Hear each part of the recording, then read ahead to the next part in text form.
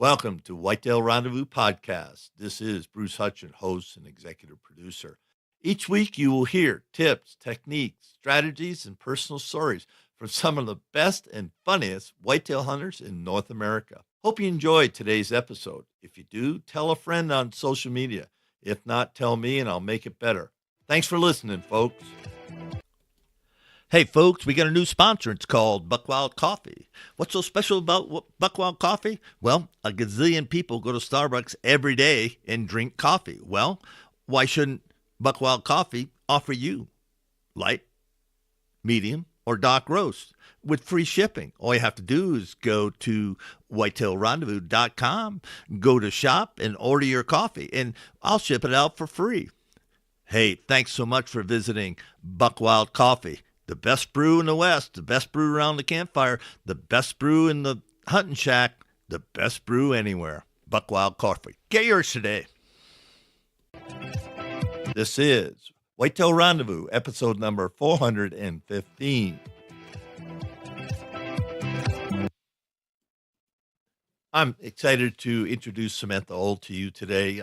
She has finished the course at the Discovery Channel on Naked and Afraid. She is a survivor of that, and we already know her success. You won't hear about that on the show, about how she did in the show, but you certainly will get the flavor of who Samantha Ohl is. And she's quite a hunter. She loves to fish. She's a kayaker. She's an outdoors woman, and she has a wife. She is a wife. And has a couple of kids. And the biggest thing about Samantha I took away from the show was that she's a real person. She enjoys the heck out of what she does. She does it to the final T, if you will. She crosses all the T's and dots all her I's when gets ready to go out into the field.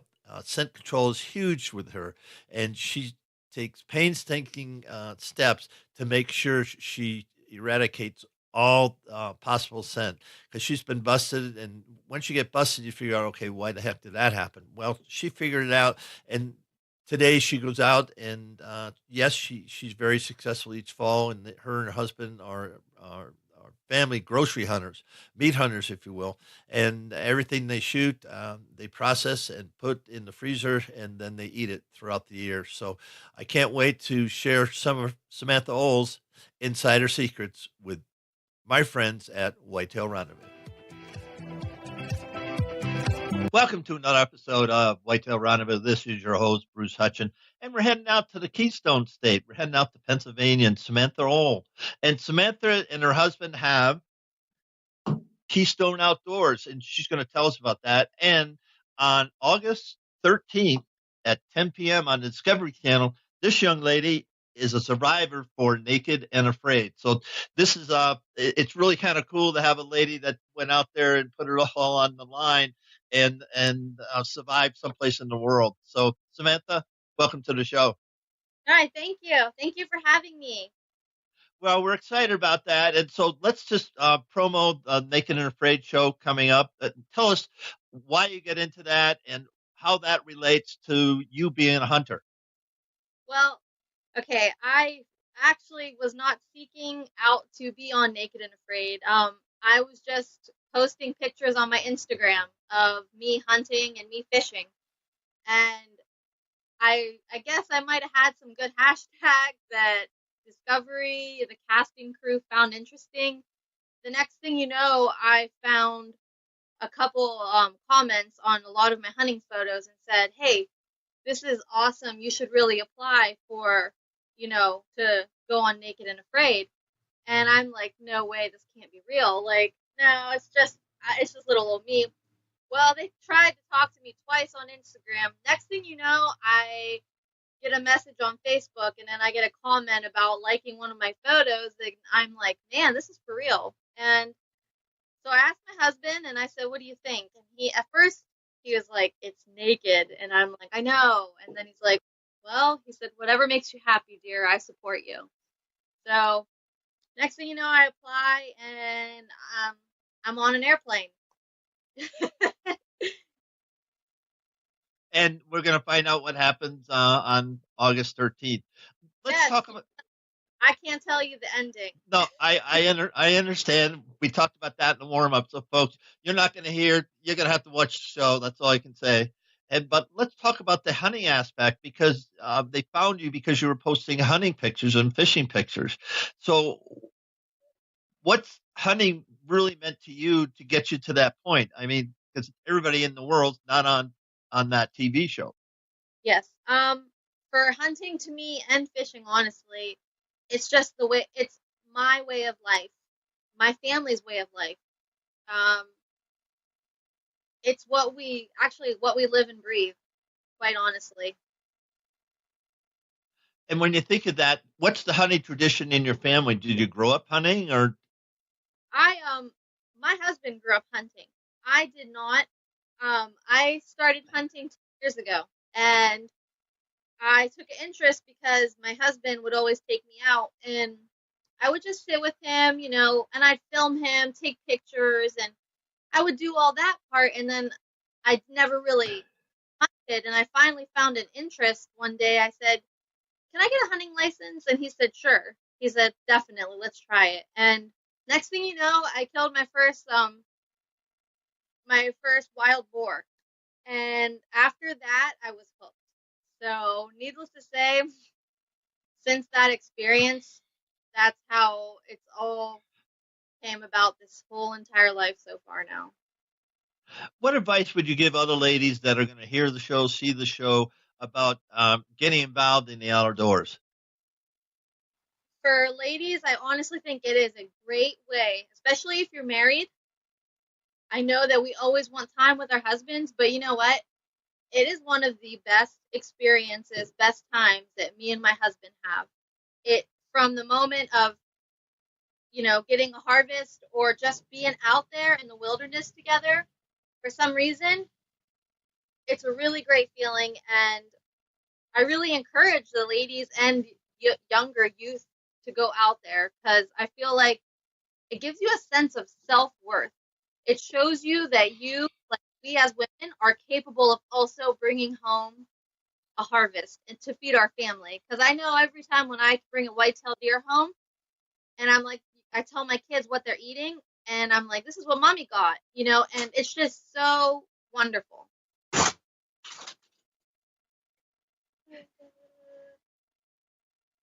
Sorry, hold on. That's okay. Hi. This is my little one. Hi. How are you? You're kind of sort of like you're on video TV. You're on YouTube. You're on Vimeo. You're on it. I definitely I encourage, and I think it's one of the greatest things that we have in the world and in life now is to hunt. And we as women should definitely take advantage of it. And whether it's using a crossbow, whether it's using a compound, whether it's it it's just being outdoors, being there hunting. That's the experience. Now, when you think about bringing food home and eating organically, we chat about this in the warm up to the show. What does organic eating mean to you? Organic eating to me is knowing where my harvest came from. I we bring home the white-tailed deer. I know it's not from a grocery store. I know it came from the wild. I know it's going on my table, and I cut it up, and that's it. But I will say I've gotten organic. What about the food they're eating in the food plots, and what about the corn in the cornfields? How do you know that's organic corn? Well, I just think organic's a real big label now. So I just know organic to me is I brought that meat home for my family. When we think about whitetail hunting, let's switch over to tips and techniques and lessons learned. Um, in the warm up, we mentioned about three different things you wanted to talk about. So let's talk about two things that you said: the mental preparedness and the physical preparedness helps you be a successful hunter. What do you mean by that? For mental, honestly, it's for me. It's getting my head in the game. Every morning when we're about to go out, I have to pump myself up before I sit in that tree stand, or before I put myself down on that by that tree. I have to mentally tell myself, you can do this, you're going to do it, you're going to be successful. I mean, there's days I go out in the tree stand and I may not see anything and I feel unsuccessful. I mean, it makes you get down sitting there that long and not seeing anything. So you got to mentally prepare yourself to not give up. You know, it's a challenge. And I look at it as never give up. And I just feel like it's like playing a sport. Your head needs to be in the game. Yeah, I would agree because especially with all day sits during a rut, you get in the stand at 6:30, 7 o'clock or earlier, and then you don't get out till dark. It's hard to stay in the stand, but you know that 5 seconds of thrill or excitement when that Mr. Wonderful, as I call him, comes by your stand makes it all worthwhile. And some people don't understand that at all. They can't grasp. They can't grasp that. I know, and that's the thing. I know some people who hunt and they'll sit up there for like 3 hours, and if they don't see anything, they're like, "I'm done." You know, that's the mental breakdown, and I try to never get to that point, even if I haven't seen anything the first 3 hours. I try to mentally say, you know what, stick it out. There's a reason you're out here. So. Yeah, and it does take investment or time unless, even on private land, it doesn't really matter. Those bucks are going to move when they're going to move, and you just have to be there, especially during the rut, because you don't have any idea of what time of day they're going to come through. They could come through at 7 o'clock, 11 o'clock, 1 o'clock. You just don't know. Definitely. I've had experiences like that. Have you? Tell us, you're laughing, so tell us one of those experiences. So, the whole archery season, I was sitting out in my stand last year just waiting for this 8-point. Me and my husband were like, one of us will see this 8-point. I'm sitting out there waiting. Every day. The next thing I know, the last day of archery, the rut was in full effect. We had a very weird season this past year, and there were bucks everywhere.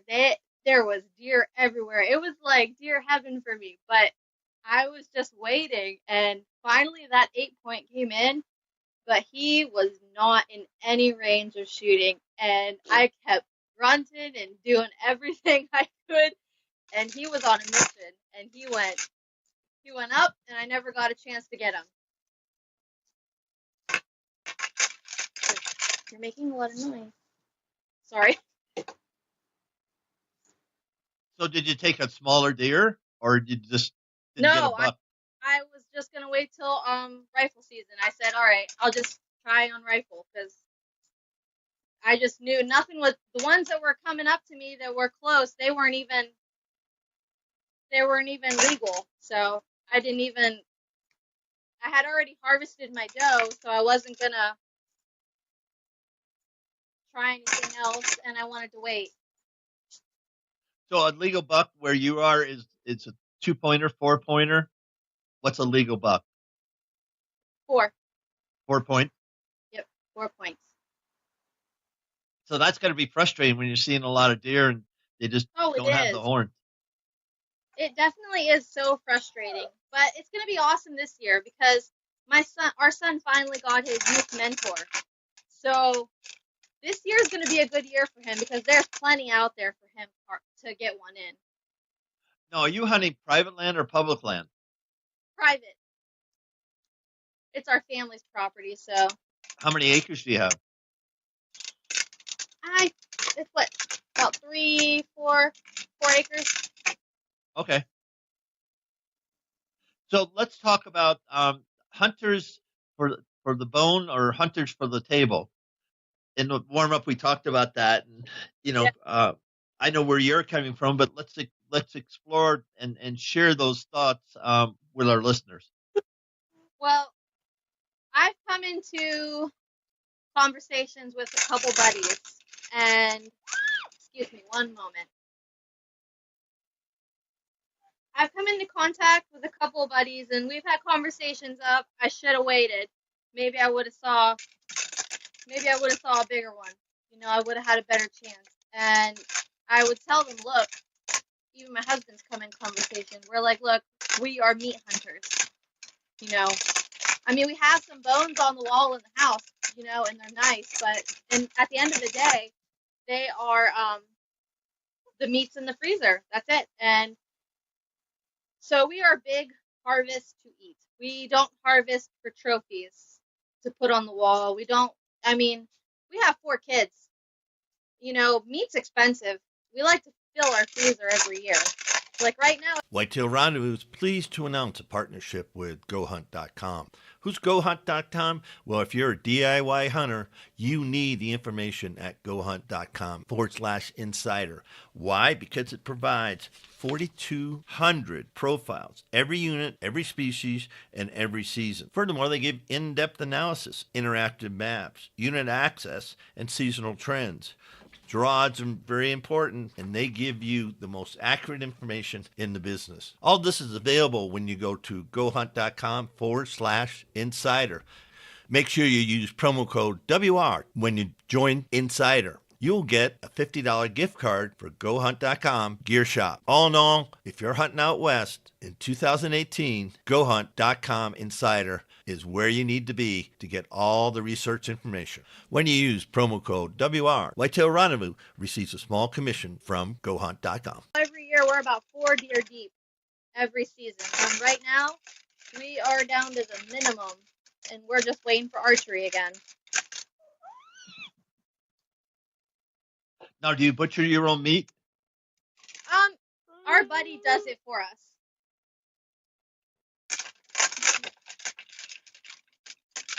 So you have a friend that will take it down, break it down, and wrap it and everything? Yeah, our buddy, we got it, we do all that, and then we take it up to him.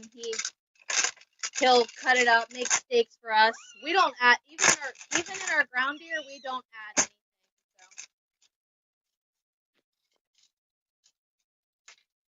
So. Sorry. No, that's okay. That's okay.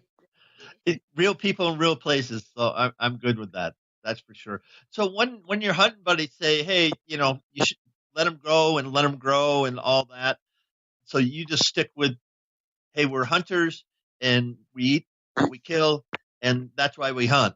Is that pretty much it? That's pretty much it. We told ourselves we were gonna, one of these years, we were gonna do it. We were gonna be like, let's wait and get a big one, but I don't know. It comes down to the end. The freezer has to be full for us, in all honesty. We depend on venison.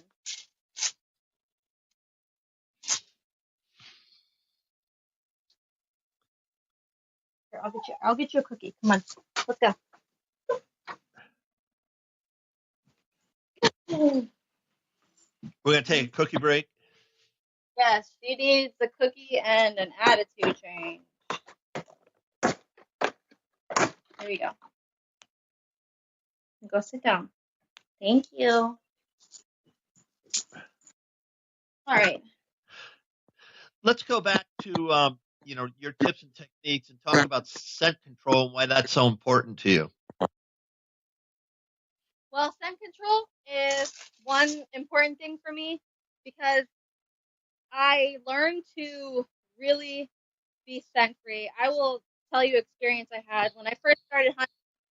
I went in, I took a scentless shower. I did that, but I guess some of my clothing still weren't scent free, and I got caught a couple times, and I really didn't understand the first couple years of hunting that why I kept getting caught. And finally, I'm just like, man, it's my scent.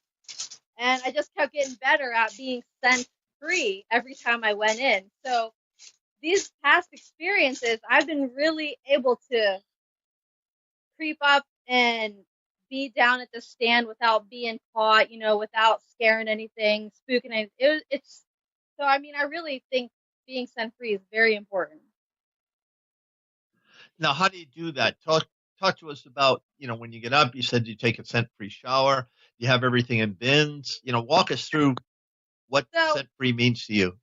So what happens being scent free for us is I will bring my bow. I actually bring my bow up from the basement, bring it upstairs. I let it sit outside. I spray it down with like scent. What do I use? I use whatever's on sale. Honestly, I'm not a big brand person, but I spray it down and I let it sit outside. And then I go upstairs.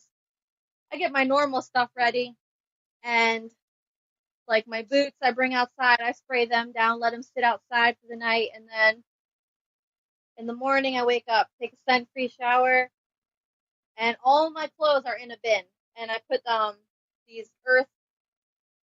these dirt like earth scent wafers in my bin, and that's what we have sitting in them all year. And every year, once a year, I go around and I recycle and start new again. So, like right now, this month, I'm gonna do scent-free wash with all my clothing and put new wafers in the bin and start over again. So I go from that scent-free wash all the way down straight from my boots to my clothes, everything. And then even before I get in the car, my husband thinks I'm crazy, but I spray my car down before we sit in the car and go out to our spot in the morning.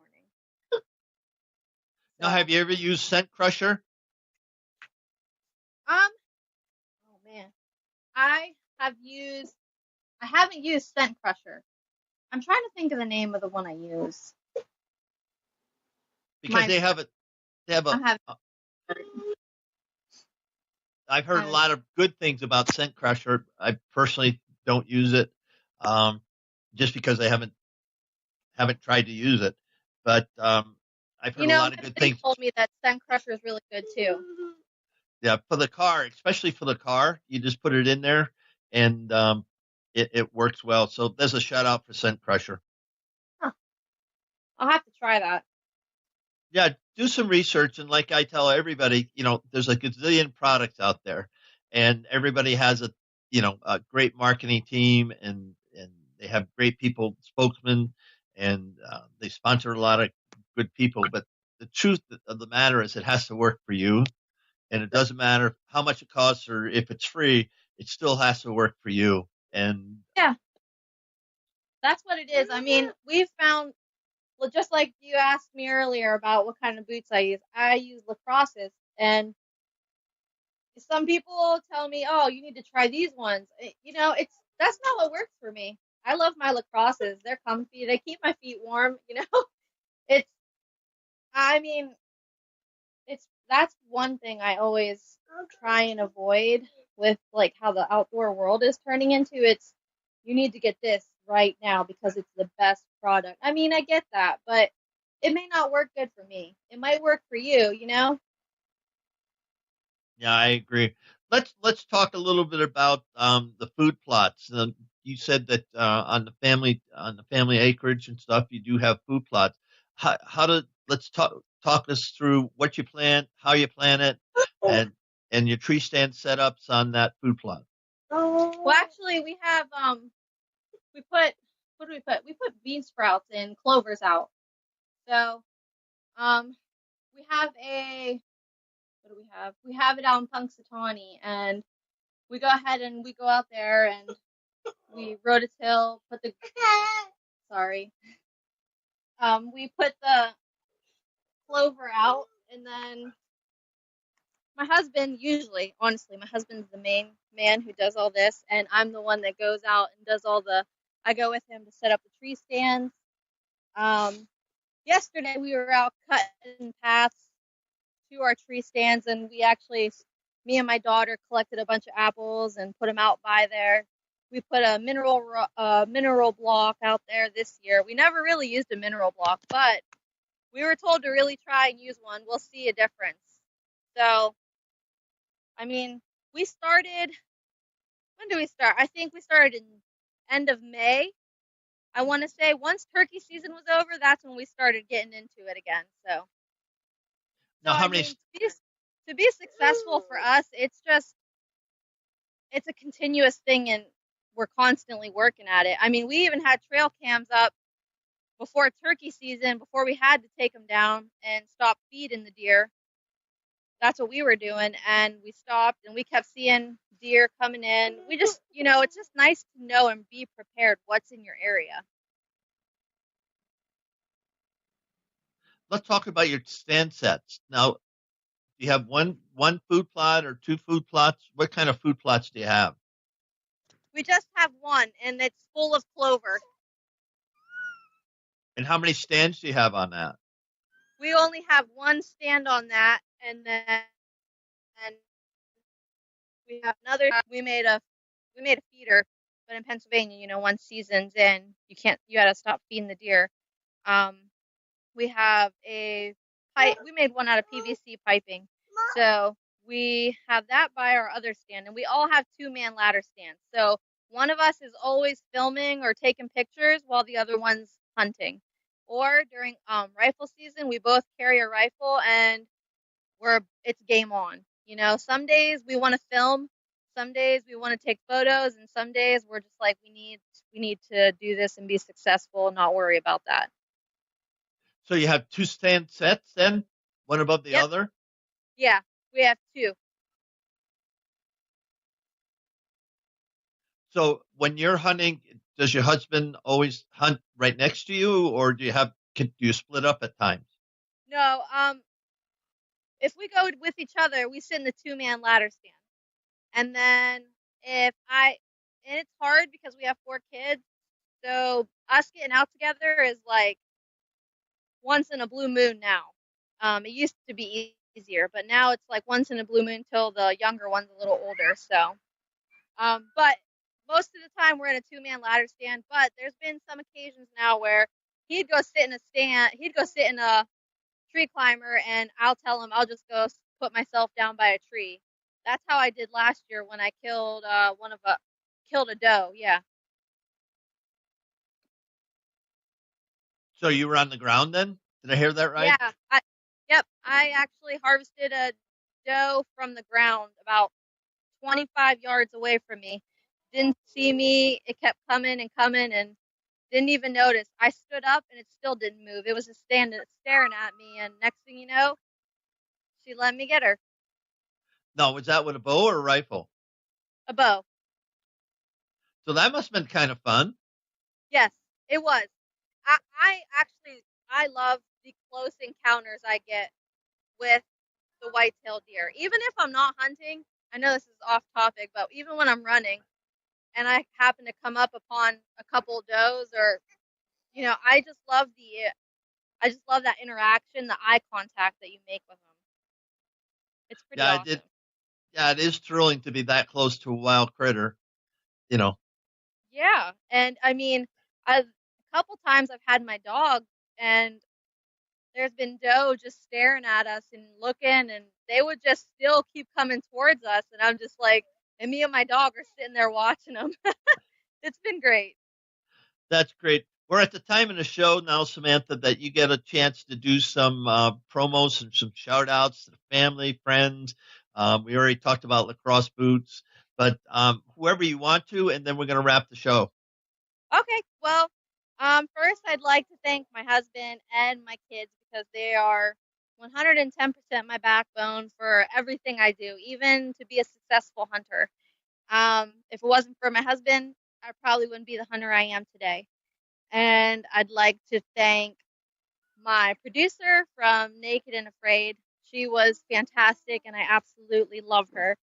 And I actually would like to say thank you to my Keystone Outdoors crew, because they're just a bunch of local Pennsylvania people that like to hunt and fish, and it's just nice to be a part of a group that loves to do the same thing I do. So. Well, with that, folks, we're going to leave Pennsylvania and we're going to head. I forget where we're heading this afternoon, but I'll tell you that when you get there. But Samantha, thank you so much for being a guest on Whitetail Rendezvous, and wish you well. And I can't wait to see your show. Thank you. Have a good day. You too. Bye-bye. Bye. Next up is Dirt Nap Gear's founder, Tom Alderman. Now, Tom hails out of Kansas City. He's been able to hunt a lot of places. And, he's sitting at home, as the story goes, and sitting at home and figured, okay, I need a better broadhead. He just wasn't satisfied. So, being the guy that he is, he's a practicing attorney. He figured out, okay, what do I need to do? How do I need to do it? And then he did it. And his broadheads have won national acclaim and have been rated one of the top broadheads. And we're going to talk all about how his broadheads came to be, and his love for hunting, and his chasing bucks in both Kansas and Missouri during the rut is one of his favorite times to be in a tree. So sit back, relax, and enjoy Tom Alderman from. Hey folks, we got a new sponsor. It's called Buckwild Coffee. What's so special about Buckwild Coffee? Well, a gazillion people go to Starbucks every day and drink coffee. Well, why shouldn't Buckwild Coffee offer you light, medium, or dark roast with free shipping? All you have to do is go to whitetailrendezvous.com, go to shop, and order your coffee, and I'll ship it out for free. Hey, thanks so much for visiting Buckwild Coffee. The best brew in the West, the best brew around the campfire, the best brew in the hunting shack, the best brew anywhere. Buckwild Coffee. Get yours today. Dirt Nap Gear. Thanks for joining us. Be sure to tune in tomorrow for another episode of Whitetail Rendezvous, where you can listen and learn from the experts so you can be more successful on your next hunt. Until next time, listen, learn, and succeed.